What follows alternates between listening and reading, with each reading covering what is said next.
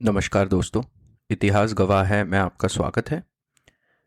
पिछले कुछ एपिसोड से हम डिस्कस कर रहे हैं the response of in like the rise of Indian nationalism in response to British colonialism, their oppressive policies, administrative changes, reforms, and different things that they brought in to exert more indirect control over India.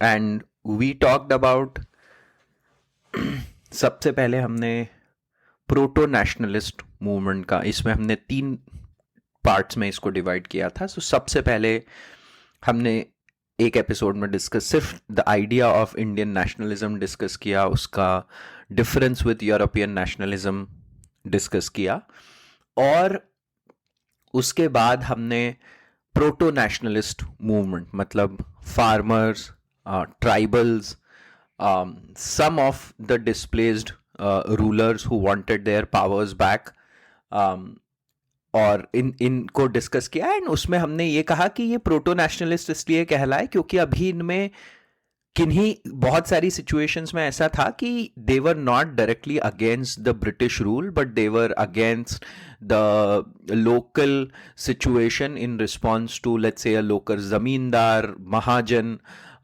और बहुत जगह ऐसा भी बोला गया कि हमें तो महारानी का शासन ही वापस चाहिए, something of that sorts, right. So हमने देखा कि इसलिए इस मूवमेंट को थोड़ा प्रोटो नेशनलिस्ट कहा गया, आद्य राष्ट्रवादी।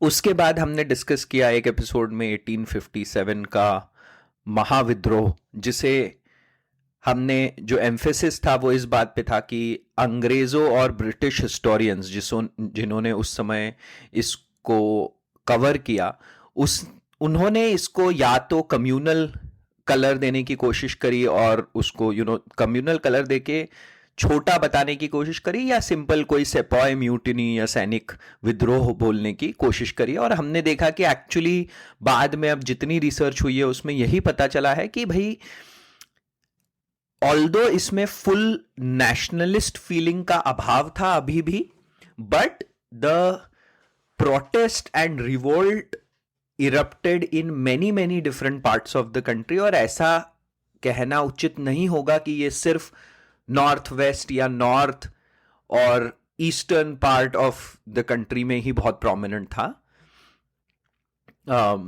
बट अलग अलग जगह पर भी इसका इफेक्ट देखा गया। नॉर्थ वेस्ट भी नहीं, in fact north and the eastern part of the country. But अब देखा गया है कि अलग अलग जगह पर भी बहुत एविडेंसेस मिले हैं म्यूटिनीज के, रिवॉल्ट्स के। तो हमें फिर यह समझ में आता है कि it was not just a sepoy mutiny, but it was farmers and tribals and handicraft and skilled labor, and everyone joined along with the soldiers, displaced rulers joined it। हालांकि इसे जो एलिट वर्ग है उसका कम सपोर्ट मिला, बंगाल में इसको जमींदारों का कम सपोर्ट मिला। तो ये था हुआ 1857 का वॉर ऑफ इंडिया इंडिपेंडेंस। और उसके बाद हमने देखा, आज हम जो पढ़ने जा रहे हैं वो है समाज और धर्म सुधार आंदोलन, द थर्ड एस्पेक्ट। तो ये तीसरा जो उसका हिस्सा है इंडियन नेशनलिज्म का, वो है समाज और धर्म सुधार आंदोलन। और इसको हम मॉडर्न नेशनलिस्ट मूवमेंट भी कहते हैं। यहां से ही मॉडर्न नेशनलिस्ट मूवमेंट शुरू हुआ। ये from this modern nationalist movement will emerge 2 parts, one the extreme and the other one is more moderate and liberal part। और फिर वहाँ से ही आगे चल के जो इंडियन नेशनल कांग्रेस है उसका भी जन्म होगा, और उसके भी जैसे हमको पता है उसमें भी मॉडरेट एंड एक्सट्रीमिस्ट दोनों होते हैं शुरू में। तो ये सब यहाँ से शुरू होगा, और इसको हम मॉडर्न नेशनलिज्म क्यों कहते हैं ये भी थोड़ा समझना जरूरी है। तो सबसे पहले तो राष्ट्र की जो डेफिनेशन है, देखिए पहले हम जो थे वो जो भी थे, मतलब हम एक एक हिस्सा थे जिसे हम देश कह लीजिए, और देश में बहुत सारे अलग अलग अलग अलग डिविजन्स थे, religious divisions, caste divisions, social norms, regional divisions, और पुराने जो जैसे सब जो भी ट्रेडिशन या कल्चर के कारण भी जो डिविजन्स बन जाते हैं, लैंग्वेज डिवीजन एक हो गया, तो हम पूरे तरीके से इस तरीके से डिवाइडेड थे। और धीरे धीरे इस मूवमेंट में ये सारे डिविजन्स को चैलेंज करना शुरू किया गया, और जो हमने समझा था कि नेशनलिस्ट मूवमेंट में ज़्यादा इंक्लूसिविटी आई, है ना। तो इसलिए भी इसको आधुनिक कहा जाता है कि आपको पहली बार एक राष्ट्र की जैसे एक चेतना जागृत हुई कि हम सब एक हैं, कि एक साइड पे अगर अत्याचार हो रहा है तो दूसरी साइड पे भी उसके अगेंस्ट लोगों को फील हो रहा है। तो ये जो होता है, ये कलेक्टिव फीलिंग शुरू हुई डेवलप होना, और यहाँ से फिर इंक्लूसिव होना और इंक्लूसिविटी आना शुरू हुई नेशनलिस्ट मूवमेंट में। तो इसलिए इसको मॉडर्न मतलब आधुनिक करार दिया जाता है। और इसमें मिडिल क्लास का इन्वॉल्वमेंट था। तो जो आपके ऐसे लोग जो अब अंग्रेजी शिक्षा प्राप्त करके या अंग्रेजी नौकरियां करके, जिनको एक नेशनल फर्वर भी जागृत हुई अपने कंट्री के लिए, अपने रीजन के लिए, और that part of society also started talking about newer ideas, challenging a lot of current social norms. और इसे पुनर्जागरण क्यों कहा जाता है? Why is it called as Indian Renaissance? is because इसमें जैसे यूरोपियन रेनेसॉ के टाइम क्रिश्चियन यूरोप जो था, जो धर्म से बंधा हुआ क्रिश्चियन यूरोप था, उसने क्लासिकल यूरोप की तरफ देखा, ग्रीस रोम के बारे में वापस से चेतना जागृत हुई, और वहां से फिर इंस्पिरेशन लेकर यूरोप में रेनेसांस आया।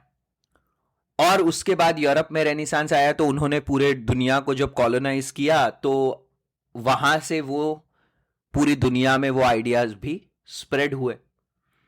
और आपने देखा कि यहां पर भी, हम इंडिया में भी अगर आप देखेंगे तो बंगाल, महाराष्ट्र और नीचे मद्रास प्रेसिडेंसी जो थी, मद्रास, बॉम्बे प्रेसिडेंसी और बंगाल, इन तीनों एरियाज में ही पहले ये मॉडर्न नेशनलिज्म की शुरुआत हुई, और सबसे प्रमुखतः बंगाल से हुई। और इसीलिए बंगाल का कंपैरिजन इटली से भी किया जाता है, क्योंकि यूरोपियन रेनेसा कहते हैं इटली में स्टार्ट हुआ। और अगर आपको इसके बारे में और अच्छे से जानकारी लेनी है तो मैंने एक फ्रेंच रेवोल्यूशन पे सीरीज करी है, जिसमें आपको समझ में आएगा कि कैसे इटालियन रेनेसां पहले हुआ और वहां से ही इंस्पिरेशन आगे बढ़ी और पूरे यूरोप में फैली, है ना। तो हमको यह समझना है कि इसलिए भी इसे रेनेसां, इंडियन रेनेसां कहा जाता है। और इसीलिए फिर यहां से जो मॉडर्न वाला पार्ट है, आधुनिक विचारधाराओं के चलते, और आधुनिक का मतलब वेस्टर्न नहीं है भी, ये समझना थोड़ा जरूरी है, हम इसके बारे में थोड़ी बात करेंगे। बट आधुनिक का मतलब ये है something that weakens the divide, something that is new, है ना, जो पुरानी परंपराएं और विचारधाराओं को जो चैलेंज करती है, वो विचारधारा, है ना। आधुनिक को आप वेस्टर्न से, हाँ जी हाँ, उस पे वेस्टर्न इन्फ्लुएंस रहा, ये मैं कह रहा हूं, पर उसको डायरेक्टली सिर्फ वेस्टर्न से नहीं जोड़ना है ना। और अभी हम देखते हैं तो क्या रीजंस थे इसके, the rise of modern nationalism के क्या रीजंस थे, समझते हैं। तो सबसे पहले वही रीजन था कि आपको याद होगा कि जब कमर्शियल फेज ऑफ कॉलोनाइजेशन था, तब जो गवर्नर्स आए उनका ओरिएंटलिज्म पे बिलीफ था, प्राच्यवाद पे बिलीफ था, है ना। और this is around that period which from between 1772 and 1793, है ना।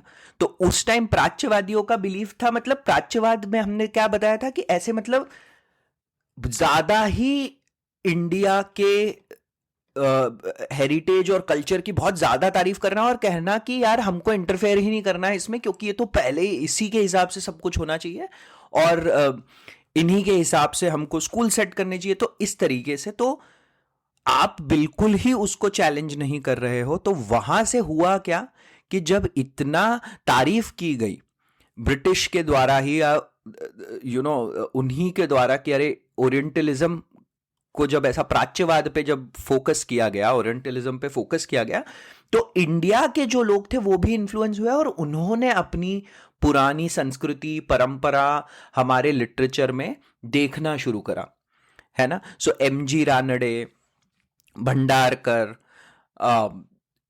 फिर अपने राजा राम मोहन रॉय, ईश्वर चंद विद्यासागर, ये लोग सब इससे थोड़े थोड़े और इंस्पायर होना शुरू हुए इस जनरेशन में, where they also started looking at the ancient Indian literature, text and Vedic traditions and उनका स्टडी शुरू हुआ।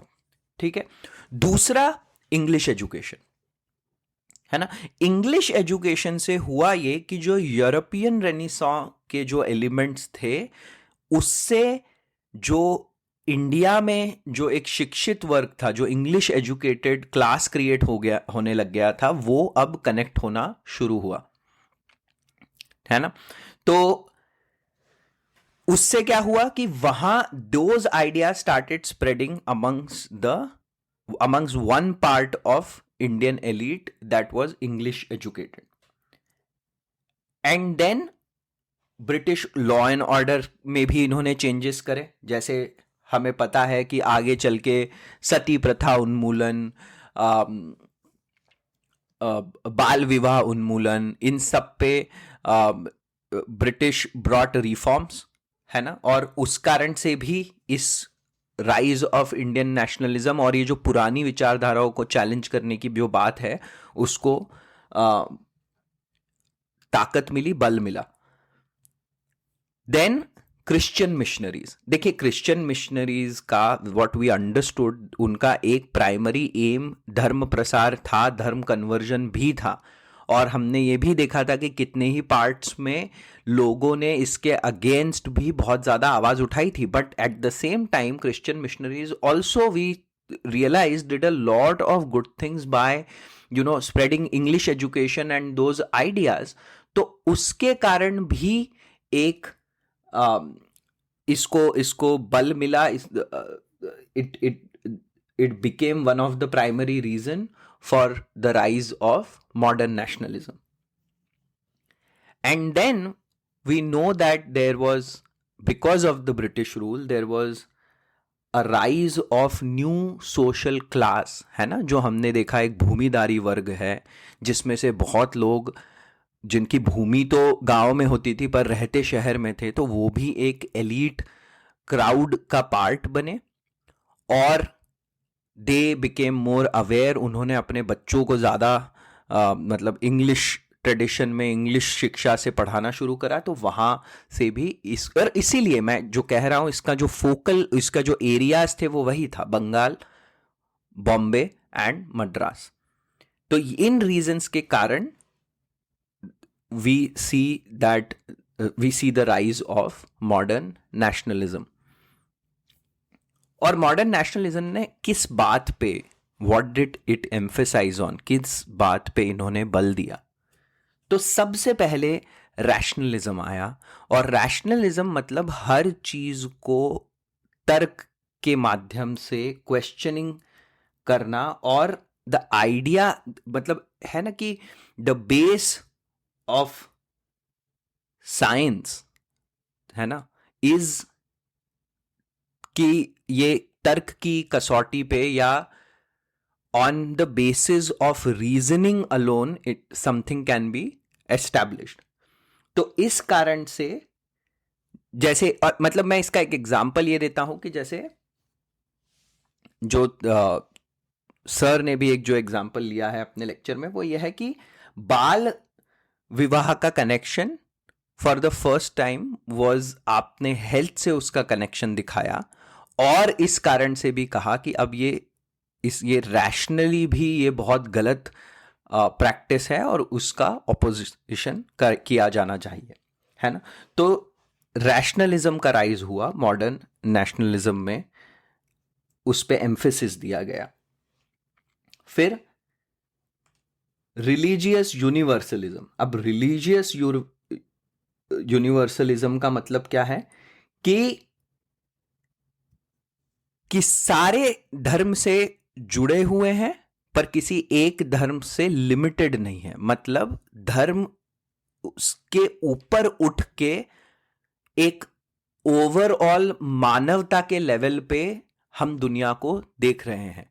तो इसको भी एक एम्फेसिस मिला थ्रू मॉडर्न नेशनलिज्म। और हम देखेंगे आगे चल के जो हम रिफॉर्मर्स एंड जो सोशल लीडर्स है ड्यूरिंग दिस टाइम, इनके बारे में जब हम और पढ़ेंगे आने वाले या सुनेंगे आने वाले एपिसोड्स में, तब हमको पता चलेगा। तो आइडिया वॉज कि अरे ये धर्म से लिमिटेड मत हो जाओ और उससे एक लेवल ऊपर उठ के देखना है।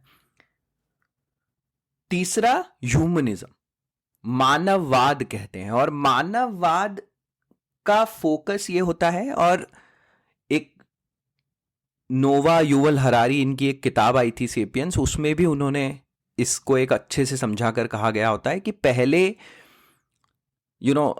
स्टेज पे प्रकृति थी और मानव था, और मानव ने फिर ईश्वर को बीच में लाया कि मैं तो ईश्वर से डील कर लूंगा, प्रकृति ईश्वर की ही है। और बाद में ईश्वर को भी स्टेज से हटा दिया और सिर्फ पूरा स्टेज अपने आप खुद रख लिया। और कहने का मतलब क्या था कि ईश्वर के समानांतर, इन पैरेलल टू गॉड, अब ह्यूमन की इंपॉर्टेंस भी बढ़ रही है। आप ह्यूमन पे फोकस कर रहे हो और जो गॉड रिलेटेड पुराने अंधविश्वास हैं या विचारधारा है उसको चैलेंज कर रहे हो टू फेवर द ह्यूमन, है ना। तो मतलब परलोक से इहलोक की ज्यादा टेंशन ले रहे हो, फोकस कर रहे हो, तो दैट्स ह्यूमनिज्म। और ह्यूमनिज्म का ही एक आगे चल के जो इंडिविजुअलिज्म जो एक फॉर्म हुआ, उस पे भी फिर एम्फेसिस बना कि एक इंडिविजुअल के राइट्स या एक इंडिविजुअल के पर फोकस ज्यादा होना चाहिए, है ना।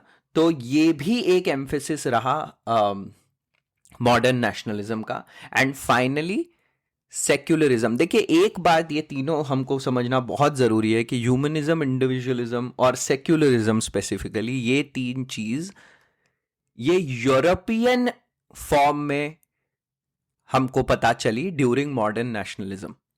इनका इंडियन फॉर्म क्या है वो हमको और गहराई में जाकर बात करनी होगी। तो बट प्लीज हमको ये ध्यान रखना है कि these were the ideas which were European in nature. मैं ये नहीं कह रहा हूं कि इंडियन सेक्युलरिज्म की डेफिनेशन हो ही नहीं सकती, सेक्युलरिज्म तो यूरोप का ही वर्ड है, तो अब मैं ऐसा नहीं कह रहा हूं। मैं ये कह रहा हूं कि इनकी डेफिनेशन यूरोपियन डेफिनेशन थी। जब मॉडर्न नेशनलिज्म का जो एम्फेसिस था वो यूरोपियन डेफिनेशन पे ज्यादा था। इंडियन सेक्युलरिज्म की डेफिनेशन हमें खुद को इवॉल्व करनी होगी और होती ही रही है, और ये हमको समझना थोड़ा जरूरी है यहां पर। And same for humanism and individualism. And that's why like I keep emphasizing that this debate, this discussion is very very complicated when it comes to a country like India, है ना। तो आप ये बात जरूर ध्यान में रखिए कि ये सारे जो आइडियाज मैं आपको बता रहा हूं during the rise of modern nationalism, they were European in nature, है ना। अब दूसरा एक और जो चीज समझनी चाहिए कि यूरोपियन रेनेसां जो था, यूरोप में जब सोशल चेंज आया वो एक रिलीजन के अगेंस्ट में जब आवाज उठी तो सोशल चेंज आया। तो वहां पे रिलीजन और सोशल चेंज को मतलब दो अलग अलग साइड पे हो गए। है ना, सोशल फ्रीडम्स जब मिली तो वो रिलीजन में के मतलब अगेंस्ट जाकर मिली। हमारे यहाँ इंडिया में इसलिए ही इसको समाज और धर्म सुधार आंदोलन कहा जाता है क्योंकि society and religion, social norms and religion were so interrelated कि it was impossible to focus only on social action separate from religion. उस मतलब आप अगर सोशल चेंज लाने की कोशिश करेंगे तो वो अपने आप ही उसमें रिलीजियस एक एंगल्स जुड़ जाएंगे, और आप ये इंडिया में अभी भी होते हुए देखेंगे। कितने ही सोशल नॉर्म्स जब चेंज करने की बात कही जाती है तो उनका डायरेक्ट टकराव होता है कुछ रिलीजियस नॉर्म्स से, और ये खासियत है, और इसीलिए ही इसको समाज और धर्म सुधार आंदोलन कहा गया। और इसमें इसलिए ही 3 कैटेगरी बनी। एक ये कैटेगरी बनी जो बहुत रैडिकल वेस्टर्न थॉट कि एकदम ही सब हटा दो और सारी ही चीजों को चैलेंज कर दो, और यंग इंडिया मूवमेंट जो था। बट ये एक बहुत ही मतलब छोटा सा, मतलब बहुत जल्दी इन्होंने बहुत जैसे फुल ऑफ पैशन बट ज्यादा कुछ इम्पैक्ट हो नहीं पाया टाइप वाला मूवमेंट था, क्योंकि उसका रीजन ही है था कि इन्होंने बहुत ही डीप सेट रिलीजियस चीजों को ही चैलेंज करना शुरू कर दिया। जैसे काली माँ जो बंगाल में बहुत ही ज्यादा मानी जाती है और जिनकी पूजा होती है, उनको इन्होंने मिस काली बुलाना। तो all of those kind of things did not sit well with the society at that time. दूसरा जो था वो ब्लेंडेड था। ब्लेंडेड की थोड़ा हमारे समाज की प्रैक्टिसेस और रिलीजियस प्रैक्टिसेस को क्रिटिसाइज किया गया, और थोड़ा वेस्टर्न पद्धतियों और थॉट्स को भी अडॉप्ट किया गया। तो इसमें ब्रह्मो समाज जो था राजा राम मोहन रॉय का, और प्रार्थना समाज, रामकृष्ण मिशन, अलीगढ़ मूवमेंट, इन सब का जिक्र, और these are the ones that will fall under more of a balanced blended approach. And तीसरा था एकदम पुनरुत्थानवादी, मतलब reinstating the old Indian culture पे ज्यादा एम्फेसिस दिया गया।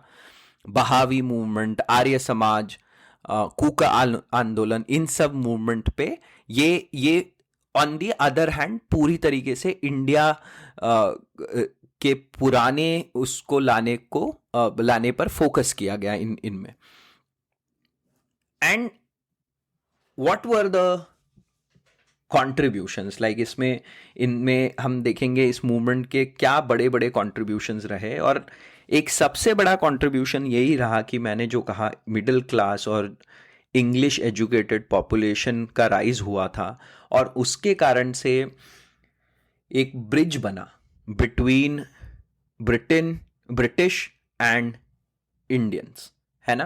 पहली बार हमारे लोग के लिए ब्रिटिश को भी लगा, क्योंकि ब्रिटिश तो बहुत ही ज्यादा एक अपनी मतलब कि यूरोपियन सुपीरियरिटी से हमको देख रहे थे ना, कि अरे इनको कुछ नहीं आता, हमें सब पता है। But then when intellectuals started rising from within India's community and started even dominating some of these discussions, तब एक रिस्पेक्ट जनरेट हुई, एक, and that respect also acted as a bridge between Indians and British.